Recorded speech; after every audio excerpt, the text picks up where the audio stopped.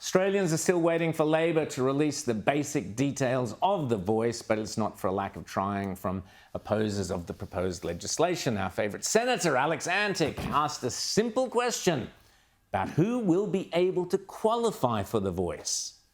This was the unsurprising response from Labor Senator Anthony Chisholm. No, we're not talking hypotheticals. I know what you're seeking to achieve. Quite frankly, it's borderline racist, some of your questions that you're putting here. Is it really? Yeah, to ask the question about how someone identifies and how it is that the legislation, the framework, does that in a practical, that's racist, is it? Borderline, yes. Borderline racist, is it really? The path that you're going down. Is it really? Yeah. If that's where you want to head, Senator Antic. Well, I just want an answer. I mean, what I'm looking for is a simple answer. Senator Alex Antic joins us now. Senator, always terrific to see you. Yet again, you've held the spotlight, the blowtorch to Labor and to the left and to the woke. You asked them last year, what is a woman? They couldn't answer that. You asked the very simple question that without which there can be no voice. What is an Indigenous Australian? You asked that question in Parliament and you got called a racist. Tell us about it.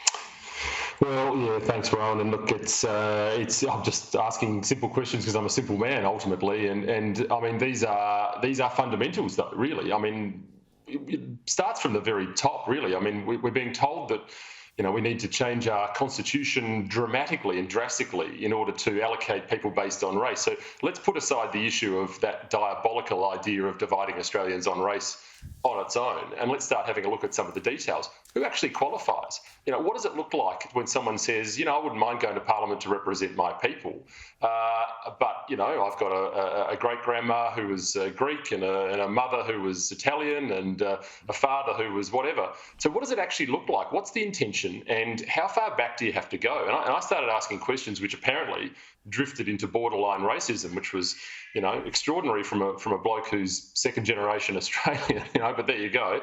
Welcome to the world of 2023 identity politics. And I asked the question: well, if I'm 5% Aboriginal and 95% Irish, Scottish, then do I qualify? Nobody could answer that. All I got from the 60 bureaucrats in the room was assertions about there being a long-standing test, a 3-part test, which all basically comes down to people self-identifying and being accepted by their community. Now, that raises so many issues. We won't have time to talk about them all today. But take, for example, what happens if you genuinely are a person of Aboriginal descent, but your community rejects you because you share a different political view? Do you then just not become Aboriginal? And this is the problem with breaking Australians up by race. As you said in your introduction there, it's absolutely insidious. I go to Parliament because I'm an Australian. It says so on my passport. We're all Australians. People need to say, I say no to the voice, and rejecting the voice and saying no to the voice does not make you a racist. Rita. Well, I saw that footage that we played and other discussions during that same day have gone viral, and the activists are pushing it very heavily on social media, being outraged by your questions. But like you said, it seems like we're in this perverse situation where anti-racism is considered racist. If you want to treat everybody the same based on their character, not their ethnicity, that's now racist. And what is being understood to be racist is apparently now virtuous and what we should all be doing blindly. I mean, where are we in this country? Look, it's very, very confusing, Rita, confusing to normal Australia who are just fed up with this nonsense. And you're absolutely right. You're over the target. You've hit a soft spot when Twitter starts reacting in the way it's done. That is when... Yeah, that's exactly right. So, but these are questions that should be being asked by our political class, by the way. And part of my frustration is I spent a bit of time in the week prior with Professor Peter McCullough, who's an eminent cardiologist from the United States, who came here to talk about the COVID situation and what had happened. And he said he came to Australia on the assumption that Australians were like Steve Irwin and I would say Albie Mangles, being a child of the 80s. And he turned up and effectively every Australian was just getting a rainbow flag waved in their face, getting called a name, and they're shying away, oh, don't touch me with your...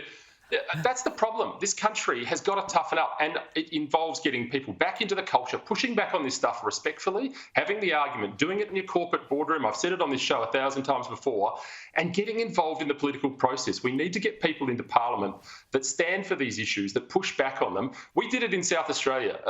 18 months ago, I started on the potentially career-limiting, job-destroying path of trying to reintroduce Conservatives back into the Liberal Party in this state.